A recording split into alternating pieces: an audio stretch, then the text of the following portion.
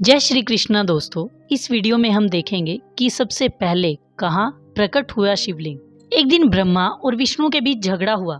ब्रह्मा ने दावा किया कि मैंने सृष्टि का निर्माण किया है, इसलिए भगवान का पद मुझे मिलना चाहिए। इस पर विष्णु ने उलटकर कहा, तुम इस पद का दावा कर रहे हो, इसी से साबित होता है कि तुम भगवान नहीं हो। तब ब्रह्मा ने फिर पूछा, फिर भगवान कौन है? उनके इस प्रश्न का उत्तर देने के लिए आग का एक खंभा दोनों के बीच आ खड़ा हुआ। फिर वो फैलने लगा और आसमान के ऊपरी छोर से पाताल के आखिरी छोर तक छा गया। ये आग बिना किसी ईंधन के जल रही थी। ब्रह्मा और विष्णु दोनों ने फैसला किया कि इस आग के छोरों की जांच की जाए। ब्रह्मा ने हंस का रूप धारण किया और वो ऊपर की तरफ उड़ चला। विष्णु ने वराह का रूप लेकर जमीन में नीचे की तरफ खुदाई करना शुरू कर दिया। ब्रह्मा रूपी हंस महीनों और सालों तक आसमान में ऊंचे से ऊंचा उड़ता रहा, परंतु वो अग्नि के छोर तक नहीं पहुंच सका। इसी प्रकार विष्णु वराह सालों साल धरती की खुदाई करता रहा, लेकिन वो भी अग्नि के निचले छोर तक नहीं पहुंच सका। दोनों थक हार कर वापस लौटे और आपस में बात करने लगे। विष्णु ने स्वीकार किया, इस अग्नि का कोई अंत नहीं है, ये अनंत और असीम है। लेकिन ब्रह्मा ने झूठ बोला, मुझे उसका सिरा मिल गया, वहां केतकी के फूल लगे हैं। मैंने वो कर दिखाया है जो तुम नहीं कर सके, इसलिए भगवान मैं ही हूँ।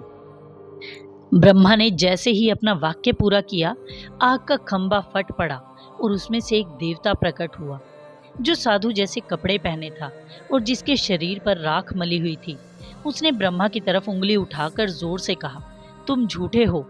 तुम इसलिए झूठ बोल रहे हो जिससे दुनिया को धोखा दे सको और अपने को ताकतवर मान सको। तुम भगवान नहीं हो सकते। इसके बाद वो विष्णु की तरफ देखकर मुस्कुराया, तुमने सच बोला है।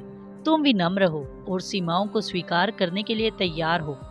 तुम्हें ये जानने की उत्सुकता है कि क्षितिज के पार क्या है। तुम अनिश्चय से भयभीत नहीं होते और अज्ञान को स्वीकार कर लेते हो। तुम भगवान बनने की दिशा में आगे बढ़ रहे हो। ब्रह्मा इस आत्मविश्वासी देव के सामने कांपने लगे। विष्णु भी चकित भाव से उसे देखते रहे।